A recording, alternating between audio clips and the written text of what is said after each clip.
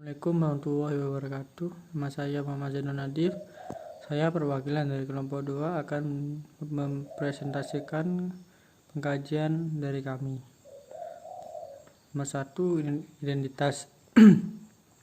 Tanggal atau jam MRS 24 November 2020.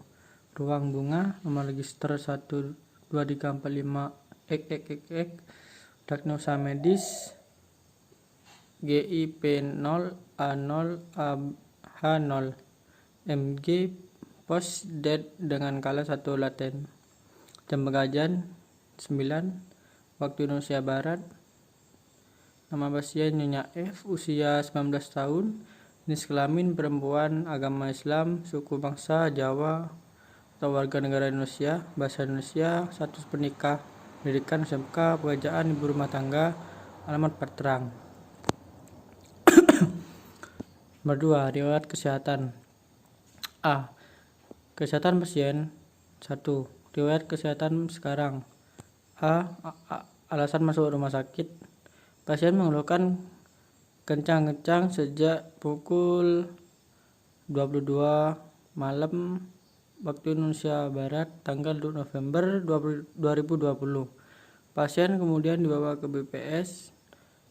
Pasien kemudian dirujuk ke rumah sakit Dr. Subandi dengan keterangan G1P0 A0 A0 H0 UK 46 MJ post date dengan kala 1 fase laten untuk dilakukan penanganan lebih lanjut.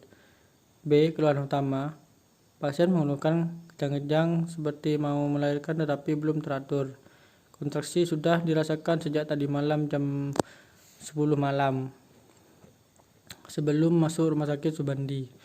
Riwayat kehamilan. Ini adalah kehamilan pasien yang pertama. Pasien menyatakan melakukan ANC secara teratur di puskesmas sebanyak 8 kali. Pasien menyatakan mengalami keluhan mual pada awal kehamilan. Usia kehamilan sekarang 46 minggu 4 hari. 2. Riwayat kesehatan dulu. A. Riwayat penyakit. Pasien mengatakan tidak mempunyai riwayat penyakit tekanan darah tinggi, diabetes mellitus, penyakit menular, penyakit menurun atau keganasan lainnya. Pasien mengatakan alergi pada makanan telur. B. Riwayat reproduksi. 1. Riwayat menstruasi. Pasien menstruasi pada usia 12 tahun dengan siklus 30 hari dan lama rata-rata 5 hari. Tidak ada keluhan selama haid. HPHT 2 Januari 2014, HPL 9 Oktober 2014. Pemeriksaan fisik. Keadaan umum baik, status gizi, berat badan saat ini 56 kg, tinggi badan 155 cm, IMT 56, 1,55 sama dengan 23,01 kg, normal. Tanda-tanda vital, tekanan darah 110/600 mmHg, nadi 97 kali per menit, suhu 36,5 derajat Celcius, respirasi 23 kali per menit. Pertolongan persalinan. A. Pengajian kelas 1 tanggal 24 November 2020 jam 9 pagi lewat 55 menit. Keluhan utama. Pasien datang pukul 9 pagi dengan keluhan kejang-kejang sejak pukul 10 malam. Pasien mengeluh kejang-kejang terlebih teratur. Pasien mengatakan perutnya sakit dan kejang. Keluar keringat di sekitar wajah pasien. Pasien mengatakan sudah tidak kuat lagi dengan sakit perut yang dirasakan, ingin cepat segera melahirkan. Pasien tampak tidak bisa tenang dan berkali-kali melakukan nafas dan dalam bentuk mengurangi rasa sakit yang dialaminya. Pasien menangis dan memeluk suaminya. 2. Nyeri. B. Nyeri karena adanya kontraksi uterus. Q. Nyeri kenceng-kenceng, tegang. R. Nyeri terjadi di daerah abdomen menjalar ke pinggang. S. Skala nyeri 10. T. Nyeri hilang timbul. 3. Keadaan fisiologis ibu. Pasien mengatakan ingin segera melahirkan karena tidak tahan dengan sakitnya. Sepanjang kala 1 berlangsung, pasien selalu ditemani oleh suaminya. Pasien tampak cemas dan tidak bisa tenang.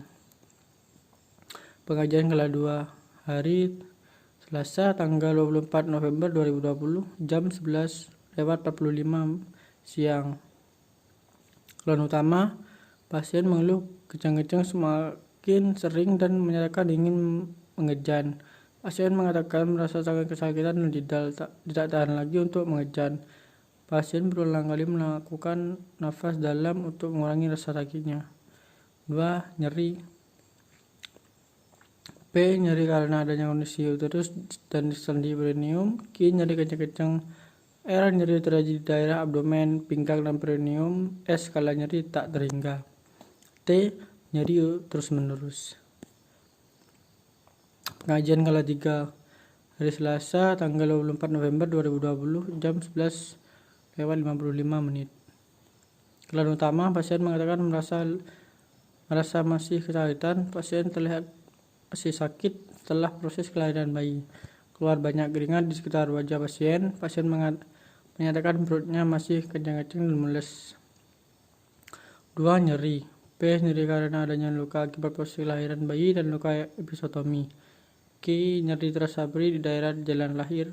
S. Skala nyeri 7. T. Nyeri hilang timbul.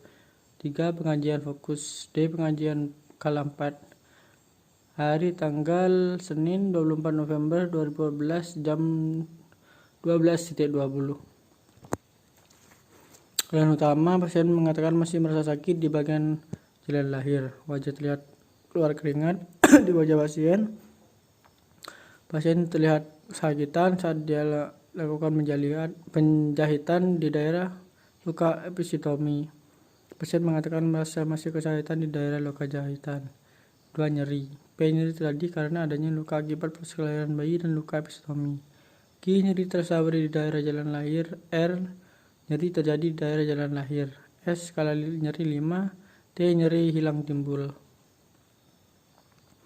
Pengkajian tanda-tanda vital. Tekanan darah 100/70 mmHg, suhu 36,5 derajat Celcius, nadi 70 kali per menit. Kontraksi uterus baik, kencang, TVU 2 jari 2 pusat. Sumber pendarahan berasal dari jalan lahir sebanyak 1 cc. Ekstensi kandung kemih, pasien sudah BAK. Kondisi jalan lahir, terdapat luka episiotomi medioteral grade 2 bagian dalam sehingga dilakukan tindakan jahitan lujur pada bagian dalam dan jahitan satu di bagian luar. Terdapat lokia lubra. Kondisi psikologis ibu. Pasien ingin selalu ditemani oleh suaminya. Pengetahuan ibu, pasien mengatakan baru pertama kali melahirkan sehingga pasien bingung dan tidak tahu cara merawat luka jahitan. Pasien mengatakan ASI belum lancar, menanyakan cara memperlancar ASI. Implementasi dan evaluasi. Diagnosa, nyeri akut berhubungan dengan 33 dengan agen injuri fisik. Implementasi 24 November 2014 jam 13:46 waktu Indonesia Barat. Mengobservasi pada tanda vital. Mengobservasi nyeri secara komprehensif termasuk lokasi, karakteristik, durasi, frekuensi, kualitas, dan faktor presipitasi. Menciptakan suasana yang nyaman, mengatur posisi aman dan nyaman, menganjurkan nafas dalam. Evaluasi 24 November 2014 jam 13.50. S. Pasien mengatakan nyeri berkurang. O. Tekanan darah 110/80 mmHg, nadi 90 kali per menit, RR 20 kali per menit. Pasien nafas dalam. Posisi pasien supinasi. A. Masalah nyeri akut terasa sebagian. P. Observasi TTV setiap 4 jam. Risiko infeksi berhubungan dengan pertahanan tumbuhan primer tidak adekuat, integritas kulit di perineum tidak utuh. Di implementasi 24 November 2012 13:45. 1. Mengobservasi tanda vital dan tanda infeksi pada luka jahitan. 2. Menganjurkan ibu untuk merawat luka setiap selesai mandi. 3. Menganjurkan ibu menjaga keberhasilan genitalia dan mengganti pembalut sesering mungkin. 4. Menganjurkan ibu mengkonsumsi makanan tinggi protein seperti putih telur atau ikan kutub. Evaluasi 24 November 2014 13.55. Pasien menyatakan mengerti untuk merawat luka perineum setiap selesai mandi dan tentang menjaga kebersihan.